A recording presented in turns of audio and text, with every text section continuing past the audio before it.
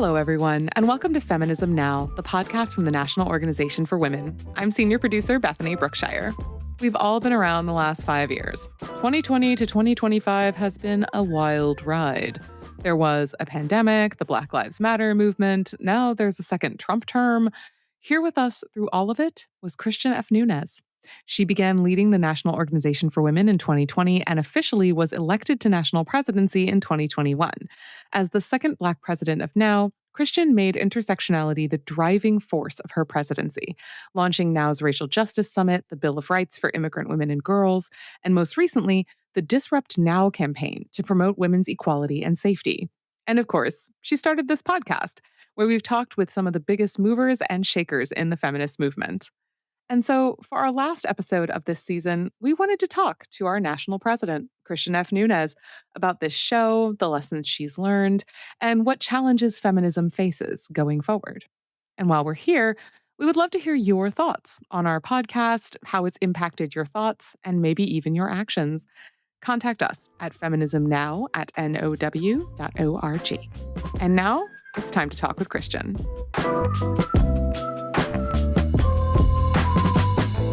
Hello, everyone. It's so weird to have me be the one saying hello, everyone. But I'm so happy to be here today with Christian F. Nunes, the national president of the National Organization for Women. Christian, welcome to your own show. Thank you so much, Bethany. I'm so thrilled to have this opportunity to just kind of chat a little bit. It's the end of the season. It's also the end of your tenure. You are stepping down, and we're going to miss you so much. Thank you. I think I'm gonna miss working with you all. Y'all have been wonderful. This podcast has been such a bright spot, in my experience. We do our best. Um, so, but I think it's a great opportunity to kind of look back on the podcast and what it has been and kind of why it's such an important thing for now to take on. So I just wanted to start with that question. You have done so much as the president of the National Organization for Women. You launched a racial justice summit. You started the Disrupt Now campaign. There were many, many initiatives, but you also decided to start this podcast. And a podcast is not a light lift. It's not super easy. Why did you end up thinking that a podcast would be a good way to go? So I want to give credit where credit's due. First, I will say this though. I love podcasts. That's a big thing. And before the podcast, we were doing these Instagram lives every once in a while, and people really liked it. And so my comms team, Scott Circle Communications, mentioned hey, we think you would do great hosting a podcast. It would be a great way for you to in now to get its brand and its name out there and get it and get the work you're doing out to more people. And I was like, yeah, because instantly, because I love podcasts and I love listening to these wonderful episodes and how, especially the ones that are very conversational. And I thought about it and I said, let's do it. And so we started that journey, and it's been a great journey. And I think that we've really been able to have people understand what feminism is a lot more than before. So, you mentioned that you love podcasts. And I was wondering, why do you think now specifically needed a podcast? Why is a podcast needed for feminism? And of course, there's many feminist podcasts out there. We are far from the only one, but why do you think that's really especially necessary? So particularly for now, I think it's important for a couple of reasons. Now is the oldest, largest feminist organization in the United States, right? It kind of was the first feminist organization that really started feminism, right?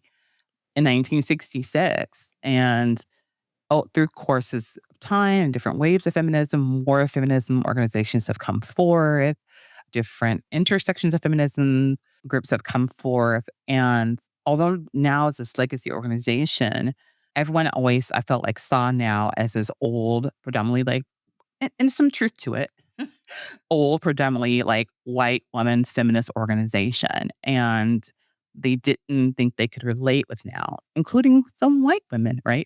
Didn't feel like they could relate with now. They feel like they were more progressive or they're more intersectional. And part of one of the goals I had as president was to make now multiracial and intergenerational, multicultural, inclusive, gender expansive, that we are just including everyone with our allies, that we were just a full, like, intersectional organization that was gearing and fighting hard for women's advocacy, women's equality, and women's rights.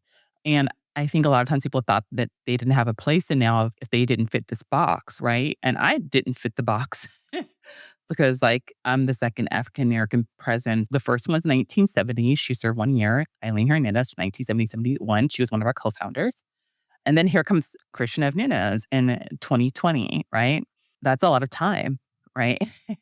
And no one's seeing their relation or being able to have that interconnection with the racism and sexism and challenging those things, or being able to see that women of color exist and now have roles and now can be the face of now to help push forward the issues of all of us. And so for me, I was like, we have to get out to other people so we can really let them know how these other issues intersect with feminism, how climate change intersects with feminism, how gun violence intersects with feminism, how not just intimate partner violence intersects, but economic justice, just showing the intersections was so important. So people really understood why women's issues and women's equality and rights are so, so very important and how they touch all of our lives, right? So this podcast was like the best catalyst to be able, like, to get us started and then also to be the conduit to, like, reaching out to these various people who were curious. And then also I was really adamant about having my face on it because I wanted them to see a Black woman that was hosting this podcast about feminism. I thought that was just feminism as a whole. So, and I think it helped. I mean, like, we don't just have women listeners, we have men listeners. We have listeners of all different demographics. And I think that is super important. And it's amazing how I run across people that never thought would be listening to the podcast and can tell me that they listen to and follow the podcast like for every episode. And I think that's what the goal was, and we've achieved that. And I think that's what was so important for now to have that. So now kind of people know we're still here, we're still existing, and we're leading in an intersectional way. And podcasting also is wonderful because it gives you this personal kind of touch, right? It's not just an email hitting your inbox or, a statement or something. It's voices of real living people in Right. your ears. Absolutely. And I also appreciate that that's what we did in this podcast too. Like, we reached out to people who are actually doing the work, right? We weren't trying Yes. to, yes, we had some celebrity on here, but we were really just trying to reach out to people who are doing the work. And we wanted to introduce the world to other people who are out here doing the work. And I feel like we executed that very well. And I'm very happy for that. And I also think the fact that we just have conversation and keep it real was very helpful too, because some things we talked about instead acknowledge are things that are hard to talk about, but it's very important that we told the truth. As you mentioned, we've had a lot of wonderful people on the Hmm. show that are out there that are doing the work. They are in the trenches doing the work of feminism. And I was wondering, what are some of the interviews that really stuck out to you? Were there any that like you were still thinking about? Yeah, I have some favorites, and I think it's because of, like, what the topic was. I'm going to talk about topic because I'm sorry. Y'all have to forgive me because we've done a lot of names, and I'm going to try to remember some of the names. But I think one of the biggest ones I really liked is we did this one, I think it was Dr. Brittany, and we talked about missing murdered Black women. Mm, And mhm. and and I felt like that was really important to talk about. And then we had another one where we had the representative from Oklahoma talk about missing murdered Indigenous women.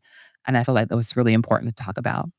And then I really love Becky Condar's talking about essentially the sex abuse of prison pipeline and how women wind up with domestic violence and interpartner violence, incarcerated for trying to save their lives and, get rid of violent partners. That one was very powerful to me. Mhm. I really enjoyed Azealia Carlia from Legal Momentum when we Mhm. were talking about Azalea Carlia, yeah. Azealia, thank you.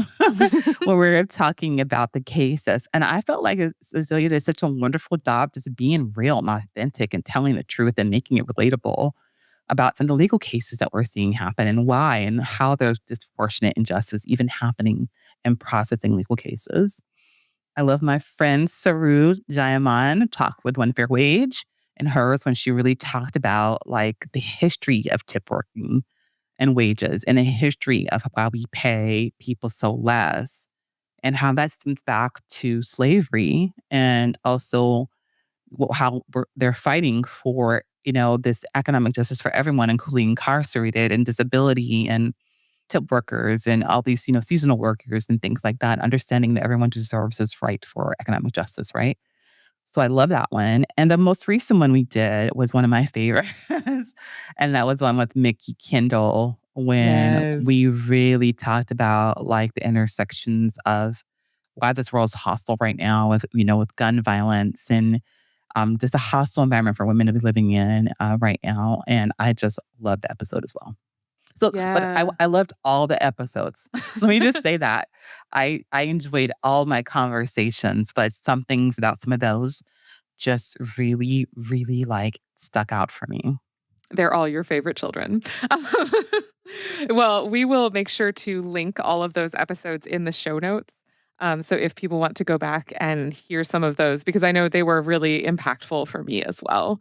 And I actually wanted to ask as well, as the head of the National Organization for Women, you know a lot about the state of feminism in the world. Like you are plugged in. You are very feminist, very in the way that some people are very online. You Yeah. are very feminist. And I was wondering, were there any interviews that you did for the show that really taught you something that surprised you, that made you be like, "Oh, I didn't know that." Hmm. I feel like I learned from everybody. I'm gonna be honest. Like, and that seems so cliche, but I really did. Like, I felt that everyone brought some information and knowledge that was so, so important when we were talking with the Tanya Mapfretz with her book about everyday feminism. Mhm. In her book, and you learn about everybody has a sense of feminism every day in their actions that you can relate to, right? And you can learn from. And I feel like that's what all of our guests did is they exposed us to some things that helped made us go, you know, and kind of made us question how we saw things and our perspectives and how we would approach things before. So I think they all did a really great job of just truly helping you learn. So I also wanted to ask, we've had some pretty high flying women on this show. I Yes. mean, first of all, we have Christian F. Nunez on the show every single episode. I don't know if you've heard of her, but like she's kind of a big deal. Um, but for example, the very first episode was actually an interview with Alyssa Milano. Yes, But we've also Alyssa. had Speaker Emerita Nancy Pelosi on the show. Yes, yes, We've had like journalism young superstar V Spear on the yes. show. I was wondering what Oh, and was Nikki there anybody. Gilbert from Yes, Bronson. Nikki Yes. Gilbert. Mhm. And I was wondering, was there anyone that like starstruck you just a little? Or are you just not like that? I have to be honest, I'm just not like that. Like, I'm like this person that believes everybody's equal, right? Like, I have this sense no, I'm just being honest. Like, I have this sense of, like, believing as human beings, we all have the same value, right? So I have a hard time being starstruck by people 'cause I'm like, "Well, they're just a person, and they have this wonderful job. They get to do these wonderful things, and they are fabulous at it." And, but I just being starstruck over another person's hard for me. Like, and don't get me wrong, I love their work, right? Nikki Gilbert and I are sorors, and I remember when I first met her, I remember telling her, "I literally, like, just listened to your song the other day." And so, it's just one of those things I was like, "Oh my god, I love this music. I'm still listening to this stuff," you know? So, I just don't get starstruck ever. I mean, I'm not saying there's some people I don't wanna meet, but but I think I just see everybody as, like, having these gifts to do certain things and excelling in them. And I think we all have gifts to certain things, and I prefer to, like, recognize everybody having the same value, and some people have different gifts, than to think someone's more of a star. Well, I think that's good though, because I think that makes you a good podcast host as well as a good leader because it means you're not afraid to just talk to somebody Mhm. and get the real story out of them, Right, right? You're right, not mhm. gonna, softball them or give them little sweet questions. You want to have an actual real conversation. And I think that's a really important thing that a lot of a lot of people don't necessarily think about Yeah. when they think about meeting famous people, you know? Yeah, I think it was more important for me to make sure that we were like getting information out in this podcast, like we were really talking about real things and how life intersects with this vision of equality and justice and how we can talk about this, make it relatable for people to understand like if you believe in this and support this and you too are a feminism and join us in this fight, you know, more so than just only doing for likability. So to say, I want to make sure that we are educating people and we're helping them become aware of what's really happening in this world every single day and how everyone can have a part in making change. Yeah, you wanna get beyond the canned statements, Absolutely. right? And that can be a real challenge if you're too busy kind of being afraid of the person you're talking to or Hmm. nervous around them, right? You Yeah. need to get past Hmm. that. And you as a host, you do such a good job putting people at ease Thank you. and, asking the real questions and encouraging them to really say the things that people need to hear, honestly. Absolutely. Thank you for that. But I agree, people, we need to hear the truth. There's too much of this place where we feel like we have to stay silent or not talk about it because of what might come and the consequences. But to me, there's more consequences that happen when we are not truthful than there is when we tell it. Yeah, I think that's an important thing to think about as well. People there are a lot of podcasts in this world that do big interviews with big important people. Why do you think this podcast matters? This podcast matters because it really just normalizes experience with people and it talks about what people are really facing. And it also talks and shares how people stood up and empowered themselves to make change because they were not okay with issues. They were not okay with seeing this happen. They were not okay with seeing people starve or people struggle to, move up in career wise or gun violence or seeing people, women not have equal rights, like with the rights with Alyssa. I think that it has really showed how people use their agitation, their discomfort to motivate them for action, motivate them for change. And that's why feminism now was so important. Well, speaking of action, it's my turn to do it now, listeners. We'll be right back. We're going to take a break for some action now. Listeners, the time is approaching. We're gearing up for our Now National Conference. We're so thrilled to be both in person and online this year. And our in person portion will be in Las Vegas. Who said feminists can't have fun? We know we can have the most fun because it's fun we can all share in. So join us this year at Now National Conference from July 11th to 13th. We will have inspiring speakers. We'll elect our national officers and so much more. We love to see you there. So go to now.org and click on the banner that says Now National Conference to sign up. And before we get back to our interview, this is your other action now. We're trying to reach a wide feminist audience to bring together a movement that empowers all of us. And to do that, we need your help. So please share the show and maybe even rate us on your podcast app. It will help get the word out. It's a little action, but a big help to now. So now let's get back to the conversation. So, I did want to talk a little bit about the moment that we are in because your presidency has been eventful and not just because you're doing amazing work, though you are. The world has gone a little bananas, is what I'm saying. Not that it wasn't always bananas, but now it's real bananas. Yeah, but I want to give credit to it wasn't just me. We have the National Action Center, the team. So I call us small but mighty, who were managing like 13 people managing, a national organization and our vendors who supported us in the work, and then we have our members on the ground who are the ones that are really truly committed to intersectional feminism, truly committed to anti-racism, truly committed to helping in the communities, have done some amazing work too. So yes, I'm very proud of the work and my leadership in this, but I couldn't have done it by myself, at all. So I just want to say that first. And then to talk about what's happening now, I think some people would think it's a weird time for me to want to leave.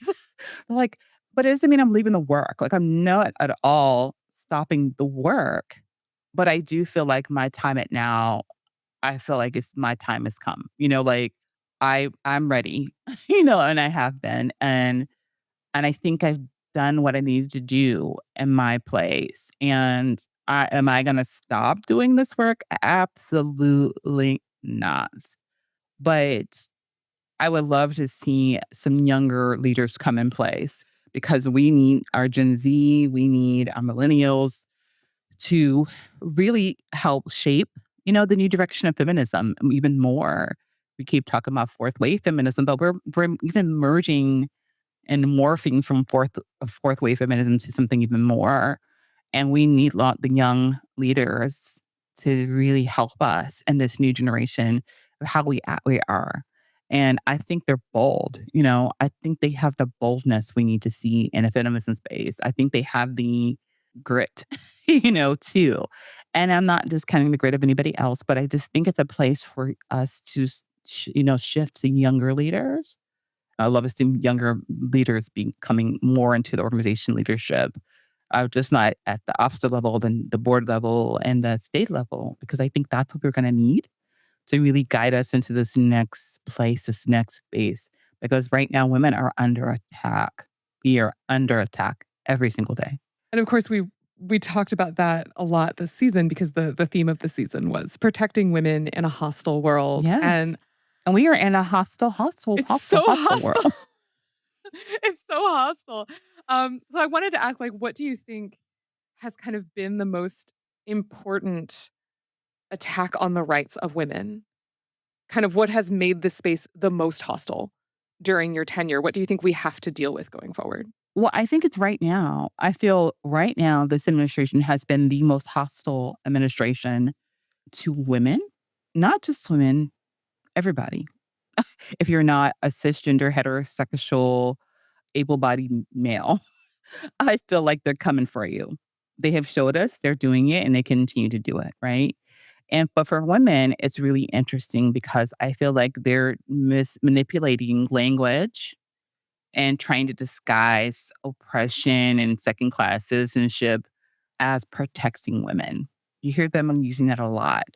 They're eliminating Gender Policy Council, but they're going to come up with something that protects women. Well, Gender Policy Council was all about protecting women. It was, we're going to eliminate research on women's bodies. We're going to eliminate research on this. We're going to take away these things, but we're going to protect you women. Oh, and by the way, we'll give you $5,000 to have a baby. Well, we're not going to pay for the next 18 years. Like We want to protect women by inspecting the genitals of children before they play sports. Yes. Oh, yes. Oh, yo. Oh, definitely that. So we're going to sexually assault them and then for them to qualify to play sports and then try to say it's our protection. There's lots of manipulation. There's lots of different information that's going out. There's lots of ways that we're seeing just a woman making decisions for herself, and having the body sovereignty to do that. It's just being erased. And so when you were put on a list to try to erase you, erase your position, erase your power, erase your authority, erase your presence, and then they try to disguise it and manipulate it by saying they're protecting us. No, you're trying to make us second class citizens again. And I think that this is probably the most hostile I have really seen this country against women at this point in time. And I feel so bad for my nieces and my child and who in 2025 have less rights than I've had, until this point. So it's interesting because a lot of this is kind of they are presenting it as like a backlash to these woke feminists who have gone too far. And feminism itself kind of is subject to constant backlash and constant pushback. And I was wondering, you are the president of the National Organization for Women. Why do you think there is so much pushback to the concept that people should be equal regardless of their gender? So this is really just about power and control. It's all about power and control, right? If, we hear a lot that they say, oh, they're against feminism because Women will take men's jobs. Mm, well, if you don't qualify for the job, you shouldn't have it in the first place, right? But it's not really that. That's what we constantly hear, or what these women don't, they hate men. And no, we don't like patriarchy, but we don't hate men, right? That's not part of feminism. That's not what feminism is about. It's about equality. It's about everybody making the choice and having the right to live how they want to live equally and safely in any aspect of their life, right? I think it makes it harder for the feminist space because it's so much disinformation out there. It's confusing people. And I think when it comes down to it, they're only doing this because they want to be in power and they want control. So for a woman to be independent, for a woman to be self sufficient, it threatens them, you know? It threatens their feeling that they would lose power, that they would lose control. And and I know from mental health that fear of a loss of control, that anxiety, the response to that is so often anger. Hmm. Absolutely. And I also wanted to ask, you've been having us carefully end each episode with a reason for hope. And we were talking about feminism. And one of the things I've noticed is how often these attacks against feminism, they don't just attack feminism as a concept. They seek to divide us. They seek to divide feminists and their allies. They just seek to divide women from each other. Mm. And I was wondering, how do you think we can all be better feminists to each other? Oh my God, I love this question. I absolutely love this question. I think about it often, right? It's like one of those things. It's like, don't eat your young. Don't eat your young. Women are experiencing this. All women are experiencing it. It doesn't matter how much money you make. It doesn't matter your race, your nationality, your gender identity, you're disabled or not. It doesn't matter your religion. All women are under attack. All of us. And the truth is, most women I know want to be able to live safely. They don't want discrimination. This is most women. You don't really hear women saying, I want to be discriminated against. I've never heard it. Right. But the problem is that we got to stop feeling like some women feeling that their issues are more important than other feminists, because this has been a problem like throughout history and movements is you cannot prioritize your freedom. Cannot prioritize your equality. You cannot prioritize, your value because your life is giving you a sense of being entitled or privilege. And the way we can become better feminists is exactly this. Like, we have to stop thinking we are better at being feminist than others, that our priorities are better or more important than another feminist's priorities. We have to come to a place in feminism where we look at all oppression as oppression to all of us, that we look at all inequities as a problem for all of us, that we look at how do we share our advocacy to make sure that we're advocating for everyone.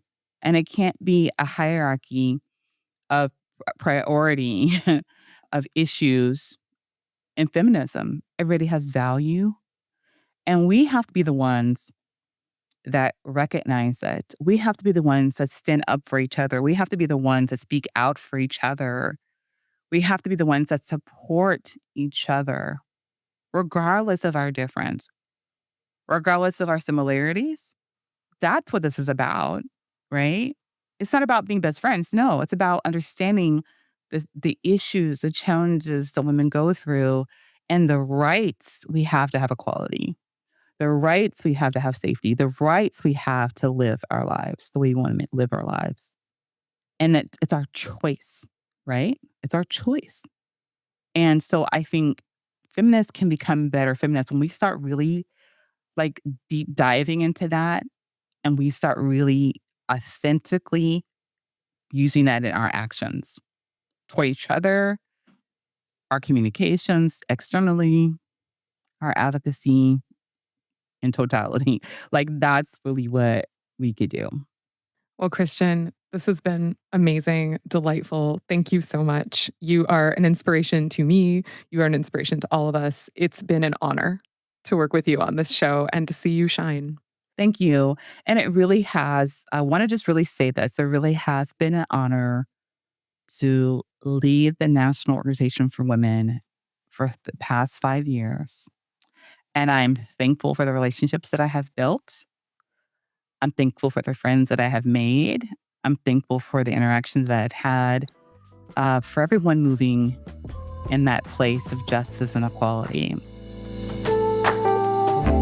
Thank you so much for joining us on the podcast this week as we talk to Christian about her legacy and her hopes.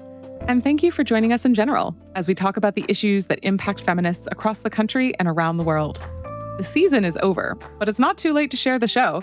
Please like and subscribe as well to stay up to date on our future. You can also send us your thoughts and questions at feminismnow@now.org. Head to now.org to read up on Now's core issues and our approach to advancing women's equality. Together, we can make a difference. And usually I'd say, thanks for listening, and we'll see you soon. But there's a little something that Christian always says at the end of all of her recordings. We've cut it until today. And today, we want to make sure you hear it. Christian? That is a wrap. That's a wrap.